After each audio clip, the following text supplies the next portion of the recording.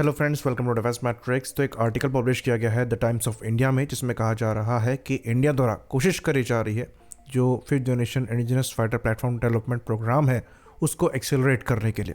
तो एक top level committee है, उनके द्वारा काम किया जा रहा है स्ट्रेटजी को तैयार करने के लिए, जिसके अंतर्गत प्रोडक्शन कम बिजनेस मॉडल जो है तैयार किया जाएगा एएमसीए के लिए। तो इस कमेटी में डिफेंस सेक्रेटरी राजेश कुमार सिंह हैं, फिर हमारे एयर वाइस चीफ हैं, डीआरडीओ के ऑफिशियल्स हैं, एडा के ऑफिशियल्स हैं, और इस कमेटी द्वारा अपनी रिपोर्ट अगले महीने सबमिट करी जानी है। तो यहाँ पर इस प्रोग्राम को एक्सेलरेट करने की जो रिक्वायरमेंट है वो इसलिए उठी है क्योंकि पाकिस्तान द्वारा most likely 40 fifth generation fighter platform acquire किए जाएंगे, जो कि J-35 होंगे चाइना से। बाकी ये भी मेंशन किया गया है कि इस कमेटी द्वारा इंडिजिनस 110 किलोन्यूटन क्लास के जेट इंजन को डेवलप करने के लिए जो प्लान्स बनाए जा रहे हैं उन पर भी डिस्कशन होगा। तो यहाँ पर एएमसीए के प्रोग्राम को स्पीड अप करने की कोशिश करी जाएगी, पर कुछ चीज़ों को आप स्पीड अप नहीं कर सकते। तो जो ओरिजिनल टाइमलाइन है ये 2035 की रखी गई है, जब ये प्लेटफॉर्म सर्विस में इंडक्ट होने के लिए तैयार रहेगा, और ये 2035 की टाइमलाइन भी काफ़ी एम्बिशियस बताई जाती है। तो करीबन 7 के आसपास स्क्वाड्रन जो हैं प्लान किए गए हैं एएमसीए के, जिसमें से शुरुआत के 2 स्क्वाड्रन जो हैं ये जनरल इलेक्ट्रिक के F414 इंजन के साथ होंगे, वहीं पर बाकी बचे 5 इंडिजिनस 110 किलोन्यूटन क्लास के जेट इंजन के साथ होंगे। तो जो डेवलपमेंटल पीरियड है उसको आप तेज़ नहीं कर सकते, क्योंकि कुछ चीज़ें अपना समय लेती हैं। चीज़ों को डेवलप करने में समय लगता है, उसके बाद उनकी टेस्टिंग में समय लगता है, फिर सर्टिफिकेशन में समय लगता है। उसको आप तेज़ नहीं कर सकते, उसमें अपना समय लगेगा। आप तेज़ी कर सकते हैं प्रोडक्शन में। तो इसलिए यहाँ पर प्राइवेट प्लेयर्स को इन्वॉल्व करने की बात चल रही है, और यहाँ पर प्रोडक्शन कम बिजनेस मॉडल की भी बात चल रही है। तो ये चीज़ हम जानते हैं कि जो J-35 है ये फ्लाई कर रहे हैं और काफ़ी एडवांस स्टेटस पर हैं। मोस्ट लाइकली पाकिस्तान एयरफोर्स को ये प्लेटफॉर्म आने वाले 1 से 2 साल में मिल जाएंगे। तो वो जो एडवांटेज पाकिस्तान एयरफोर्स को मिलेगा उसको अगर आप खाली एएमसीए से काउंटर करना चाहते हैं तो वो पॉसिबल नहीं है। तो कितनी भी यहाँ पर आप कमेटी फॉर्म कर लीजिए, कितना भी एक्सेलरेट यहाँ पर चीज़ों को करने की कोशिश कर लीजिए, पर 2035 से पहले एएमसीए को सर्विस इंडक्ट करना बहुत बड़ा चैलेंज रहेगा। तो एक हाइपोथेटिकल केस में ऐसा हो सकता है जिसके अंतर्गत अगर हम KF-21 बुरामे का मॉडल उठाकर लाते हैं तो एक एएमसीए का वेरिएंट काफ़ी जल्दी सर्विस में इंडक्ट होने लायक हो सकता है। तो अब ये KF-21 बुरामे का मॉडल क्या है? सिंपल है, जो अवेलेबल है उसका इस्तेमाल किया जाए और एयरक्राफ्ट को जल्द से जल्द सर्टिफाई किया जाए।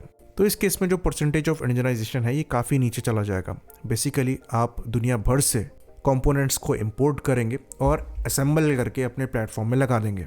साथ में आप डायरेक्ट असिस्टेंस लेंगे OEMs का, जो कि आपको हेल्प करेंगे अपने कंपोनेंट्स को इस प्लेटफॉर्म में इंटीग्रेट करने में। तो KF-21 बुरामे की तरह आप चीज़ों को जल्दी एग्जीक्यूट कर पाएंगे। साथ में पैरेलल में आप इंडिजिनस सिस्टम्स पर काम करेंगे, जो कि आपके Mark II वर्जन से जो इंपोर्टेड कंपोनेंट्स हैं उनको रिप्लेस करेंगे। तो KF-21 का प्रोग्राम जो है वो कुछ इस तरीके से ही चल रहा है। वहाँ भी 2 वर्जन प्लान किए गए हैं। पहला जो वर्जन है वो नॉन स्टेल्थ कॉन्फ़िगरेशन का है, जिसे 4.5++ जनरेशन का बताया जा रहा है। वहीं पर जो दूसरा वर्जन है ये प्रॉपर 5th जनरेशन होगा, और इसमें परसेंटेज ऑफ इंडिजनाइजेशन बढ़ जाएगा। मॉडल के साथ भी एक परेशानी है, और वो ये है कि हम यहाँ पर काफ़ी समय वेस्ट कर चुके हैं। अगर इस डायरेक्शन में भी हमें आगे बढ़ना था तो नेगोशिएशन पहले से ही स्टार्ट कर देने चाहिए थे। एक एग्जांपल दिखाई देता है कि जो F414 इंजन है उनको हम इंडिया में मैन्युफैक्चर करने वाले हैं, लेकिन उसकी डील अभी तक फाइनलाइज नहीं हो पाई है। तो आपको डिफरेंट कंपोनेंट्स जो इंपोर्ट करने पड़ते उनको लेकर भी नेगोशिएशन प्रोसेस ऐसे ही चलाना पड़ता। OEM को इन्वॉल्व करने के लिए अलग प्रोसेस चलता, जो अगेन टाइम टेकिंग है। तो अगर ये काम पहले किया गया होता तो ये पॉसिबिलिटी बन सकती थी।